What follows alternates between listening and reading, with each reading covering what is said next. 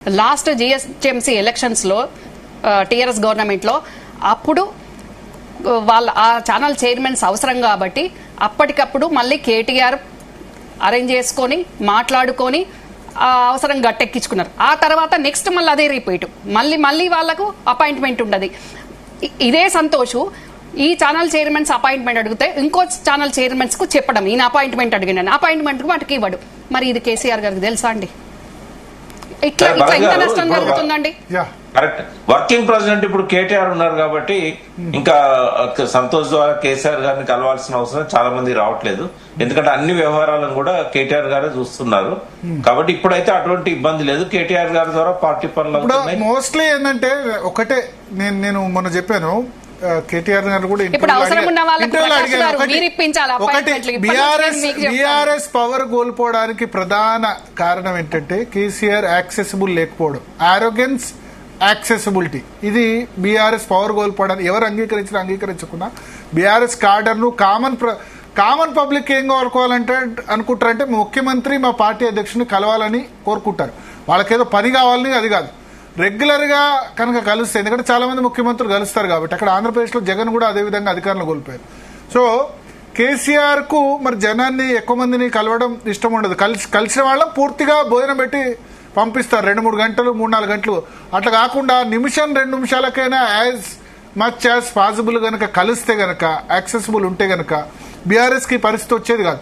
ఇది నా observation. ఆరోగెన్స్, accessibility. ఆరోగెన్స్ అన్నది అందరికి ఎమ్మెల్యేల నుంచి మొదలు పెడితే టాప్ వరకు కూడా వచ్చేసింది. మమ్మల్ని ఎవరు ఓడించలేరు, మమ్మల్ని ఏం చేయలేరు, 30 సంవత్సరాలు మాదే అధికారం అని. యాక్సెసిబిలిటీ లేకపోవడం కూడా.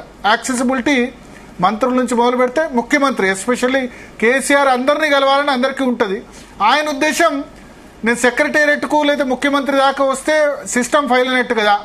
గ్రామ పంచాయతీ సమస్యలు గ్రామ పంచాయతీ సర్పంచ్ పరిష్కరించాలి, లోకల్ సమస్యలు ఎమ్మెల్యే పరిష్కరించాలి. నా దాకా ఎందుకు రావాలి, ముఖ్యమంత్రి దాకా ప్రతి ఎందుకు రావాలి, నన్ను ఎందుకు కలవాలని ఆయన అనుకుంటారు. కానీ కామన్ పబ్లిక్ ఆ జనతా దర్బారే కదా. అందుకని రేవంత్ రెడ్డి మొదటి రోజే ఆయన ఆ ప్రజాభవన్ లో ఆ కార్యక్రమం స్టార్ట్ చేశారు. కరెక్ట్ కాదంటారా ప్రకాష్ గారు? అంటే అది అవసరం లేదండి. ఎందుకంటే ఈ గ్రీవియన్స్ సెల్స్ అనేది ప్రతి మండే కూడా ప్రతి కలెక్టర్ ఆఫీస్ లో కానీ ప్రజలు మా ముఖ్యమంత్రి కలవాలి, ఫోటో దిగాలని కోరుకుంటున్నారు. రేవంత్ రెడ్డి గారు కూర్చుంటున్నారా మీ ఉద్దేశం ప్రకారం? కలుస్తున్నారు. ఓన్లీ గంట సేపు ఉన్నాడు, అది వేరు. బట్ నార్మల్ గా అపాయింట్మెంట్ అంటే పెద్ద కష్టమేం కాదు అంటారు. అంటే రేవంత్ రెడ్డి గారిది కష్టం. మనం రేవంత్ రెడ్డికి కేసీఆర్ కి అంటే ఒక ఉద్యమ త్యాగాల పులాన మీద ఏర్పడ్డ తెలంగాణ రాష్ట్ర సమితి నాయకుడైన శేఖర్ అన్నకి రేవంత్ రెడ్డి పోల్చి ఆయన మనకు తెలుసు, మనము మీకు తెలుసు. గాదెన్నయ్య లాంటి వారి గారికి పిలిచి మాట్లాడితే బాగుండేది కదా. మీరు అన్నారు 11 సంవత్సరాలు కలవలేదు, పిలిస్తే ఇష్యూస్ రిజాల్వ్ అవుతాయి కదా. తప్పకుండా నేను కబురు చేస్తే పిలుస్తాము అని చెప్పారు. బట్ ఆయన ఫైండింగ్ సమ్ గుడ్ టైం, సందర్భం వచ్చినప్పుడు ఆయన అడగకుండా పిలిచి మాట్లాడితే రెస్పెక్టబుల్ గా ఉంటది కదా. డెఫినెట్ గా పిలుస్తారు. ఇప్పుడు దీనిలో ఇప్పుడు చర్చలో పాల్గొన్న వాళ్ళందరూ కూడా కేసీఆర్ చెప్పేది పెద్దవాళ్ళు కాదు, కొన్ని చిన్న ఇష్యూస్ ఆయన పెద్ద విషయం అనుకోకపోవచ్చు. కానీ కామన్ పబ్లిక్ ఏంటంటే మా ముఖ్యమంత్రిని కలవాలి, లేకపోతే బీఆర్ఎస్ పార్టీ కార్యకర్తలకి మా పార్టీ అధ్యక్షుని కలవాలని ఉంటది. అంతే, దిగి ఒక ఫోటో దిగుతారు, సెల్ఫీ దిగుతారు. ఆయన కూడా అంగీకరించిండు. ఇప్పుడు ఆ సజెషన్ నేను కూడా ఇచ్చాను. అందరినీ కూడా మరొకసారి ఉద్యమ నాయకులను, ఉద్యమకారులను, తనను ఎవరైతే కలవలేకపోయినో అందరితో కలవడానికి ఒక నిర్ణయం తీసుకున్నారు. కొంచెం వీఆర్ వెయిటింగ్ ఫర్ టైం. మన ప్లీనరీ ముందే అన్నారు ఉద్యమకారులందరూ 25 సంవత్సరాల ఉద్యమంలో పాల్గొన్న వాళ్ళని కలిస్తే అది బాగుండేది కదా. నేను కూడా చెప్పాను. ఆయన కూడా దానికి అంగీకరించాడు. సానుకూలంగానే ఉన్నారు ఆయన. కేటీఆర్ గారు కూడా ఎవరున్నా మీరు తీసుకురండి, నేను మాట్లాడడానికి సిద్ధంగా ఉన్నానని చెప్పాడు. కాబట్టి ఎస్ 2001 నుంచి ఉద్యమంలో ఉన్న వాళ్ళకి చాలా మందికి 2014 తర్వాత ఎటువంటి ప్రాధాన్యత కూడా రాలేదు.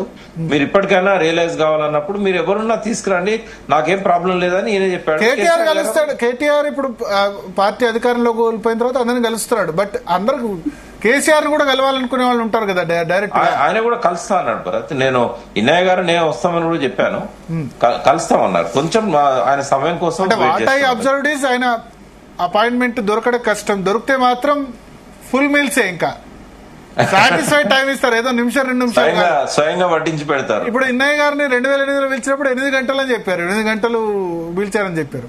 ఆ 8 గంటలు కాకుండా అట్లీస్ట్ ఫుల్ మీల్స్ కాకుండా టిఫిన్స్ పెట్టినా చాలని నేనంట. నేను ఒక సామెత చేశాను, రాకుంటే టిఫిన్ కాదు, తలవడు, టీ వస్తే- ఇచ్చినా చాలు. భరత్ గారు, ఆ. రాకుంటే తలవడు, వస్తే వదలడు. ఆ. That is KCR. వస్తే అంటే బీఆర్ఎస్ క్యాడర్ కంప్లైంట్ దీనికి సంబంధించి జనరల్ గా what I observed common public అయినా ముఖ్యమంత్రితో సెల్ఫీ దిగాలి, ఫోటో దిగాలి, వాళ్ళకి అంతకు మించి ఆనందం ఉండదు, అంతే కదా అవకాశం. డెఫినెట్ గా ఆ రోజు వస్తుందండి, త్వరలో అంటే వస్తుంది. దీని వల్ల ఈ బ్లేమ్ సంతోష్కి వస్తుందని నా రీడింగ్. మీరు అన్నట్టుగా ఉద్యమకారులందరినీ కూడా ఆయన కలవడానికి డిసిషన్ తీసుకున్నాడు. చాలా త్వరలో ఆయన జిల్లాల వారీగా, నియోజకవర్గాల వారీగా పిలుస్తారు. Okay okay. సో ప్రజాపతి గారు, సో ఏంటి దీని ఫైనల్ గా అంటే చర్చ ఎండ్ చేసే సమయం వచ్చింది. ఇక్కడతో ఆపుతారా విమర్శలు కవిత? అంటే నిజం నిదానంగా తెలుస్తున్నట్టుగా మీ డిబేట్ ద్వారా మేము ఆరోపించిన దాంట్లో ఒక మనిషిని స్పష్టంగా అందరూ ఒకే మాటకు వచ్చారు. ఈవెన్ ప్రకాష్ అన్న కూడా చెప్పిండు, కేసీఆర్ గారు మారిస్తే బాగుండు, వారి వల్ల కొంత ఇబ్బంది జరుగుతున్నటువంటి వాస్తవమే. అవసరమైతే రాజ్యసభ పంపించినా సరే అది జరగలేదు, ఆ టైంలో కొంత రిలీఫ్ దొరికింది కానీ మిగతా టైం దొరకలేదని చెప్పి వారు కూడా ఒప్పుకున్నారు. నిజంగా సంతోషం. అది కూడా మేమేమంటా ఉన్నామంటే, ఈ ఆరోపణలు చేసిన ఏదో ఒక రోజు నిజం తెలుస్తుంది. దాన్ని ప్రజల దాకా రీచ్ కాకముందుకే మీరు ఆపుతారా, మీరు మాట్లాడకండి, మీరు నోరు మూసుకోండి అని అనడం కూడా అది భావప్రకటన సెక్షన్ కూడా తప్పు అవుతుంది. ఎస్, ప్రజలకు తెలవాలి. నిజంగా మీ లెటర్లు రాసింది కూడా అదే జరిగినాము. నానా ఈరోజు ప్రజలంతా అంటే మెయిన్ నాయకులు కొంత, కార్యకర్తలు కొంత మిమ్మల్ని కలవాలనుకుంటా ఉన్నారు, దయచేసి వాళ్ళని కలవండి ఇట్లాంటివి అడిగిరు. దాంట్లో కూడా అదే రకంగా చెప్పారు. నేను మాటలతో డైరెక్ట్ సస్పెండ్ చేసారు. ఇట్లాంటి చేయకుండా ఉండి పార్టీని కాపాడుకునే విధంగా ఇట్లాంటి ఎవరైనా ఒకవేళ ఇబ్బంది పెట్టే వాళ్ళు ఉంటే వాళ్ళని గుర్తించి ప్రకాశన చెప్పినట్టుగా వాళ్ళు కొంచెం పక్కన పెడితే ఇంకా అందరికి సంతోషం, అందరు మంచిగా ఉంటారు. కేసీఆర్ గారికి మంచి జరిగే అవకాశాలు ఉంటాయి. తమ్ముడు ఒక్క నిమిషం తమ్ముడు, నువ్వు చెప్పింది వాస్తవమే, కానీ కవిత తన వరకు ఇబ్బంది వచ్చేసరికి ఈ రోజు వ్యక్తి మీద అలిగేషన్ చేస్తుంది. కానీ 19 సంవత్సరాల నుంచి ఈ వ్యక్తి నుంచి కష్టమైతుంది, నష్టం జరగబోతుంది అని నేను హెచ్చరించిన రోజు అర నిమిషం ఆలోచించినా గానీ ఈ రోజు ఈ పరిస్థితి ఉండకపోతే ఇంతమంది మాట్లాడుకోవాల్సిన అవసరం కూడా ఉండకపోతుండే కదా. ఎవరికి గానీ అవతలి వాళ్ళకి కష్టము అర్థం కాదు, కానీ మన వరకు కష్టము, మన వరకు నష్టం వచ్చినప్పుడు మాట్లాడతారా? ఏమంటావునంటే ప్రకాశ్ మరి ఈ వ్యక్తిని ఫుల్ ఫ్లెడ్జ్ గా సపోర్ట్ చేసిండే కవిత తమ్ముడు. చాలా రోజు నుంచి ఇది నిజంగా జరుగుతుంది, మరి ఎందుకు పక్కన పెట్టలేదు? వారికి కూడా ఆవేదన ఉంది, కానీ వారు చెప్పినట్టు జరగట్లేదు. కానీ వారికి ఇప్పుడు అవకాశం వచ్చింది, డిబేట్ ద్వారా చెప్పారు. ఇక్కడ అవకాశం వచ్చింది, ఇబ్బంది పడతారు, కేసీఆర్ గారికి ఈ రకంగా ఇబ్బంది మచ్చ తెచ్చే విధంగా మాట్లాడుతూ ఉన్నారు కాబట్టి ఆ రోజు కవిత వారికి అవకాశం వచ్చి డిబేట్ ద్వారా చెప్పింది తమ్ముడు. కానీ నేను సొంత అక్కను, ఇంటి ఆడబిడ్డను 19 సంవత్సరాల నుంచి చెప్తున్నా తమ్ముడు. 19 ఇయర్స్ నుంచి నేను చెప్తున్నా. కాంగ్రెస్ పార్టీలు ఉండి 11 ఏళ్ల నుంచి చెప్తున్నా గానీ నేను అక్కగా, కుటుంబ సభ్యురాలుగా బయటికి రానంత వరకు 19 సంవత్సరాల నుంచి చెప్తున్నా, హెచ్చరిస్తూనే ఉన్నా. అతను చేసే దుశ్చేష్టలన్నీ కూడా చెప్తానే ఉన్నా. ఏ రోజన్న దాని గురించి కూర్చోబెట్టిందా, మాట్లాడిందా, సమస్యకు పరిష్కారమైందా? ఈ రోజు ఈ పరిస్థితి వచ్చిందా? అసలు ఆ రోజు సరి చేసుకుంటే ఈ రోజు బీఆర్ఎస్ మళ్ళీ గవర్నమెంట్ ఫామ్ చేసేది. ఇగో ఇంతమంది మాట్లాడుకునేది, మీ అక్క గురించి మీరు అరుచుకునేది, ఇదంతా మీ అక్క ఏడ్చేది, ఇదంతా ఉండకపోతుండే కదా. ఏది ఏమైనా మీ అక్క ఇప్పుడైనా రియలైజ్ కావాల్సిన అవసరం ఉన్నది. ఎట్లా కొన్ని రోజుల్లో ప్రకాశంలో కలిసే అవకాశం సార్ని కాబట్టి మర్యాదగా ఇప్పుడు ఇంతమంది బాధలైనా, మీకు అందరూ తెలిసిన బాధలైనా అట్లాంటి జరగకుండా చూసుకునే విధంగా ఉంటే పార్టీ బాగుపడదని మీ ద్వారా చెప్పే అవకాశం ఉంటే చెప్పడన్నా, ఇదే మా అప్పీల్. వి ప్రకాష్ గారు, అదే ఇప్పుడు సరే, డెఫినెట్ గా ఆయన దృష్టికి అవన్నీ తెలుసు ఆయనకు. బట్ మాలాంటి వాళ్ళకి చెప్పడం వల్ల కొంత ఆలోచించే అవకాశం కూడా ఉంటది. బట్ కవిత గారంటే కూడా మాకు చాలా గౌరవం తమ్ముడు. మీరు ఆ విషయాన్ని కూడా ఆమె కమ్యూనికేట్ చేయండి. ఇప్పుడు ఆమె నిన్న కోరుకున్నది ఏంది, కేసీఆర్ గారు అండ్ కేటీఆర్ గారు, వాళ్ళు ఆమెకు ప్రాణం. వాళ్ళకేమో పార్టీ అంటే ప్రాణం, చెల్లంటే ప్రాణం, పార్టీ అంటే ప్రాణం. మరి ఆ పార్టీని ఏ రకంగా కూడా తగ్గించే విధంగా ఏ రకమైన కామెంట్ చేసినా కూడా వాళ్ళిద్దరు హర్ట్ అవుతారు కదా. కాబట్టి ఆమెను కొద్దిగా లో ప్రొఫైల్లో ఉండి తన కార్యక్రమాలు తాను చేసుకుంటూ రాజకీయంగా తన ఇమేజ్ ని బిల్డ్ చేసుకుంటూ ముందుకెళ్లడం అనేది వాళ్ళ ఉన్న పరిస్థితుల్లో అవసరం. ఆమెను బహిష్కరించలేదు ఇప్పటికి కూడా. ఎప్పుడైనా కూడా ఆమె బ్యాక్ రావడానికి అవకాశం ఉంటది. కొంత ఆ ఓపిక అవసరం. మీకు ఒక ఎగ్జాంపుల్ చెప్పి నేను క్లోజ్ చేస్తా భరత్. మనకు 1912లో ఒక ప్రధానమంత్రి ఉండే, కిషన్ ప్రసాద్, మహారాజా కిషన్ ప్రసాద్. ఇప్పుడు ఏదైతే సంతోష్ లాంటి వాళ్ళ మీద ఆరోపణ చేస్తున్నారు కదా, అక్కడ కూడా ఒక అట్లాంటి వ్యక్తి ఉండే. ఆయన ఏం చేసిండంటే ఈ కిషన్ ప్రసాద్ సంతకాన్ని ఫోర్జరీ చేసి 6వ నిజాం చనిపోయినప్పుడు ఈ 7వ నిజాం వట్టి లంగా పనికిమాలినోడు అని చెప్పి బ్రిటిష్ వైస్రాయ్కి ఫోర్జరీ చేసి లెటర్ రాశాడు. అది 10 ఏళ్ల తర్వాత నిజాంకు తెలిసింది తన సంతకాన్ని ఫోర్జరీ చేశాడు, ఇది కిషన్ ప్రసాద్ చేయలేదని.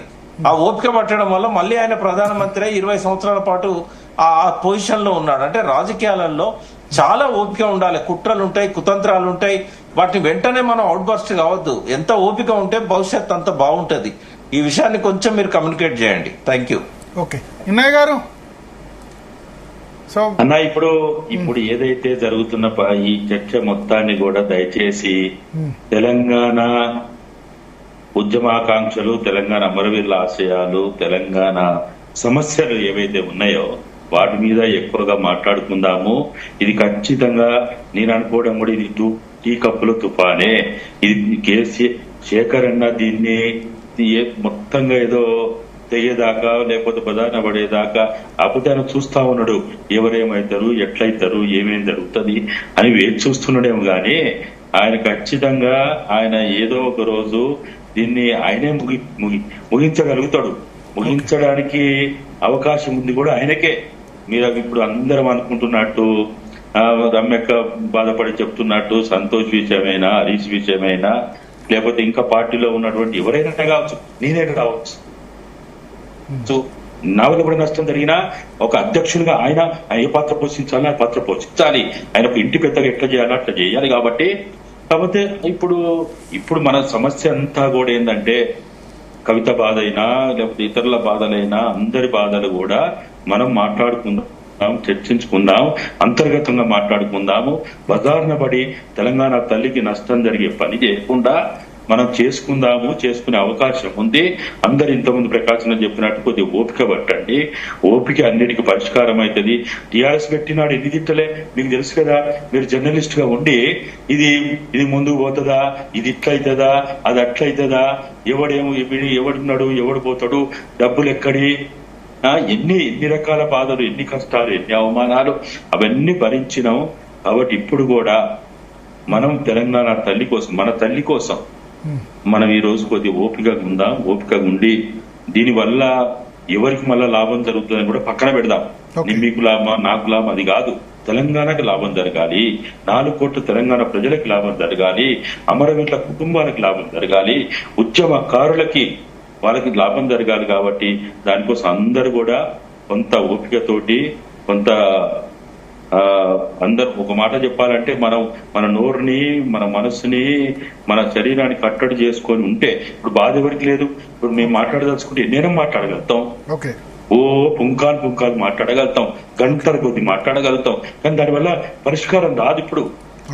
కాబట్టి దయచేసి ఆ ప్రయత్నాలు అందరం ముందుకు పోదాం అనేదే నా సూచన, నా సలహా, నా డిమాండ్ కూడా అదే.